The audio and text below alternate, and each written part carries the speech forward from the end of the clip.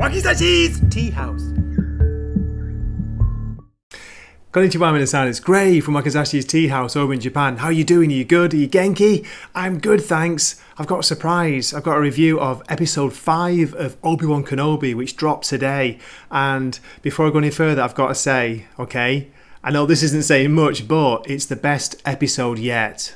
You've got to watch it if you're interested. We finally see Hayden Christensen as Anakin Skywalker. We finally get flashbacks back on Coruscant where they're training together. We see Obi-Wan Kenobi and Anakin Skywalker practicing, with lightsaber duels, and they are pretty good. They're pretty good duels. Yeah, it's much better, but it still has a lot of problems. I tell you, this is my favourite episode so far. I can imagine the fans who have been raving about the series are going to go absolutely insane over this. It's not that good. It's not amazing. There are still plenty of problems. There's some weird, plot flaws in it where you're left scratching your head thinking, wait a minute, what about that? Or what about this? Or where was that? And what they're setting up? There's a lot of exposition, a lot of plot dumps, and it left me at the end, as I say, scratching my head with a bit of a weird ending, an unclear ending. We get a garbled message, but I'm going to go on and I'm going to give a full episode summary with full spoilers and my thoughts on what I enjoyed and what I didn't enjoy. Remember, I always try and keep things positive. I look at things from the positive side. But I'm a little bit disappointed because after episode 4, I changed my thinking for Kenobi. I was learned to watch it as a comedy. If you watch it as a comedy, it's so much more enjoyable. Seriously, try it, especially episode 4. But no, this is the best episode yet. It's much better. I'm just sad. It's sad that they left it so late. Why did they leave it till almost the last episode, before 1 to have what everyone's been waiting to see? Hayden and Ewan McGregor back on the screen together and fighting. Looking good. They look pretty cool. Okay, so here's my story summary. Keep watching. We open with a flashback on Coruscant. We see Hayden Christensen back as Anakin Skywalker, looking a bit older than before. And of course, Ewan McGregor as Obi-Wan Kenobi. They're practicing a lightsaber battle, a fight together. And yeah, it is a nice scene. I got to say it. They've waited until episode 5 to show this. Come on, Disney, what are you doing? It should be like this from the start, shouldn't it? But I have to admit, he might be older, but Hayden's still looking good as Anakin. It's great to see him back. He's got the same Padawan hairstyle, and he's fighting with a blue lightsaber. Yeah, it is a nice opening, but I can't forgive what's come before this. Just saying. The scene switches to Vader on his Star Destroyer, and Reva arrives and he's asking her, where is Kenobi? She tells him the tracker's working, they're tracing them to Jabin. So he asks her to kneel, and surprisingly she does. Then she's made the new Grand Inquisitor. Who didn't see that coming? Kenobi arrives with little Princess Leia, and everyone's delighted to see them. I think this is what's the start of the rebellion. And then we see this guy, the fake Jedi conman, and I don't know about him. You can't trust him, can you? Kenobi seems to enjoy trusting him, letting him, do whatever he wants. I've got to say, I do love this scene. We see Vader from behind and they're flying through hyperspace. So on his Star Destroyer, they're approaching Jabin.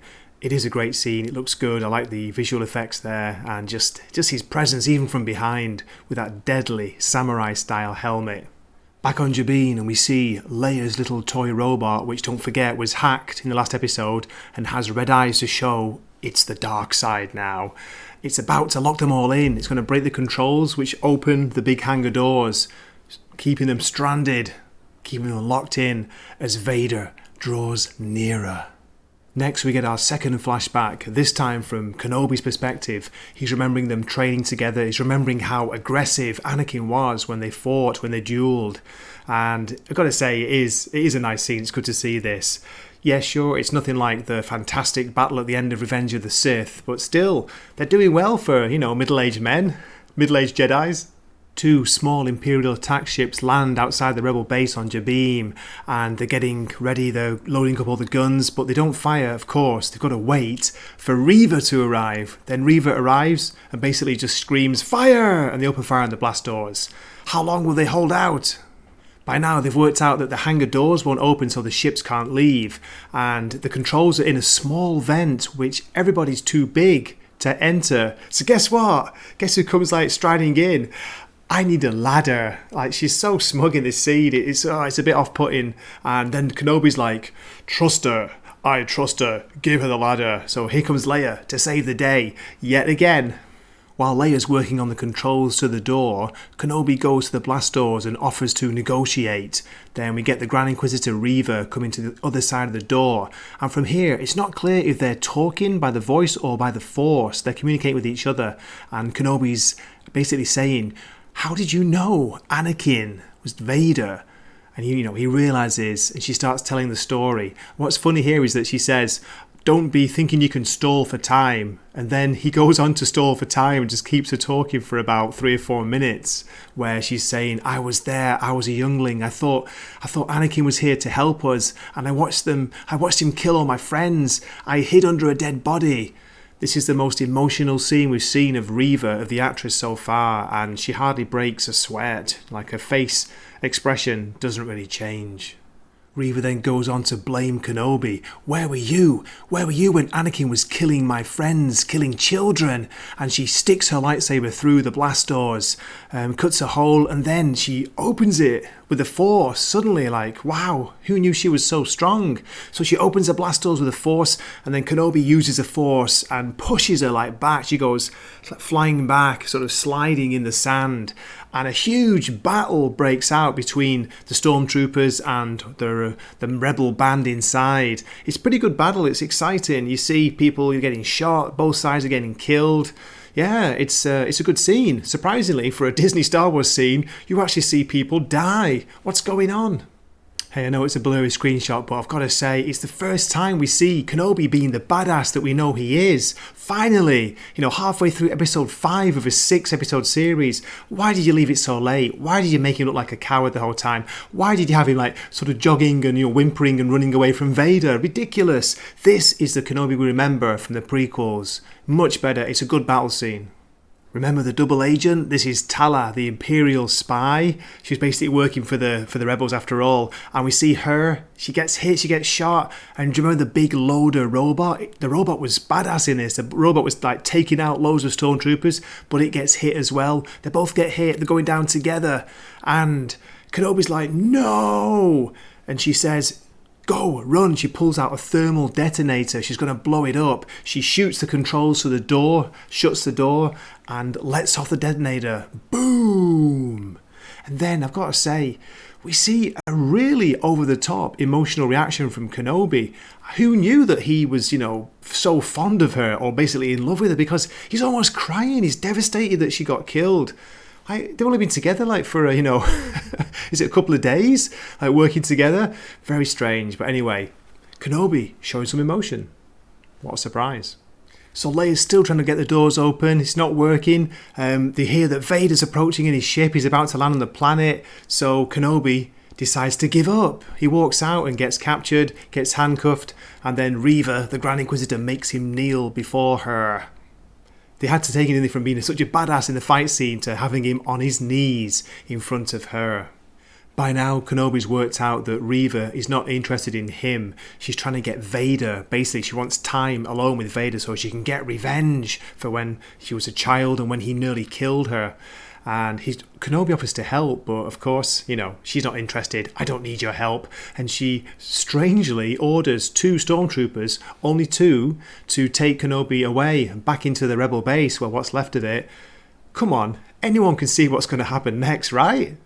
Now, I've lost count, but we get either the 3rd or the 4th flashback scene, and yeah, it is another great scene. We see Anakin and Ben Kenobi fighting together, and basically, Anakin's overconfidence, his aggression, forces him to lose. Kenobi kind of tricks him, and he force grabs his lightsaber from Anakin after Anakin had disarmed Kenobi. So yeah, it's another nice scene, and it is great seeing Hayden fighting. He looks good, he looks like he's enjoying himself. Vader arrives on Jabin and asks the Inquisitor where Kenobi is. She tells him that he's secure inside the rebel base, so he goes in to find. He's not there, he's disappeared. He's broken free, he's killed the stormtroopers. In the meantime, Leia's managed to fix the controls to the doors just in time. So the people, the surviving rebels and the families, they get on the ship. And Vader comes striding in and we see the ship taking off just as he arrives. Flashback to that scene in the original Star Wars where the Millennium Falcon is just going to fly away. And this time, the younger Vader uses the Force to stop the ship. He's pulling it, he's fighting it. I was thinking like, oh no, they're doing they're referencing the Rey scene from Rise of Skywalker. Oh my god. But anyway, he gets a ship and he actually brings it back down and it lands on the ground, and he rips open the doors of the ship with the Force, and it's empty. And just as he sees that, it's a really weird scene. Another ship, which you hadn't noticed, suddenly it was like kind of hiding somewhere. Another ship with all the people on it takes off and gets away. Yeah, he can't use the Force for this one. Maybe he was too slow, I don't know, but that's it.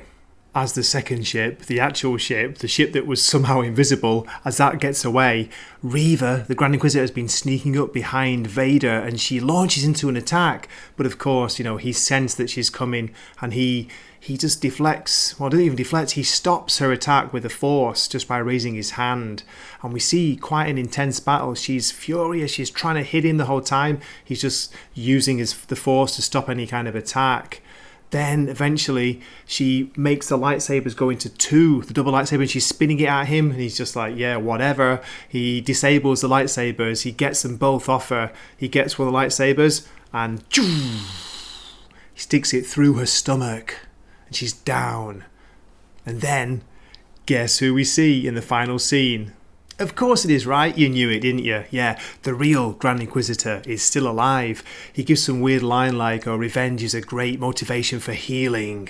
And he talks to the third sister, dismisses her as like, we're going to leave you where we found you, in the gutter. And they both leave. They leave her there on the ground. And, she should be dead. She's just been stabbed through the stomach with a lightsaber. But it leaves it open for a future Reva series. Is anyone surprised? Then, right before the end, we're on the escaping rebel ship and we discover that the hyperdrive is down. They can't go into hyperspace, and that, of course, Vader and the ships will be right behind them very shortly. Then we see a little scene back on the Jabin, the planet, with Reva, and she sees what's left of a recording. We get a garbled message, and we hear about Owen and the boy and Hope and found the children, and that's it. And the final scene is a scene of young Luke Skywalker in bed asleep, and that's where the episode ends. Bit unclear there at the end. What's going on? Has it been discovered? Have they found that Luke's there on Tatooine? And how? Who found that out? I'm confused. Wakisashi's Tea House. Please subscribe.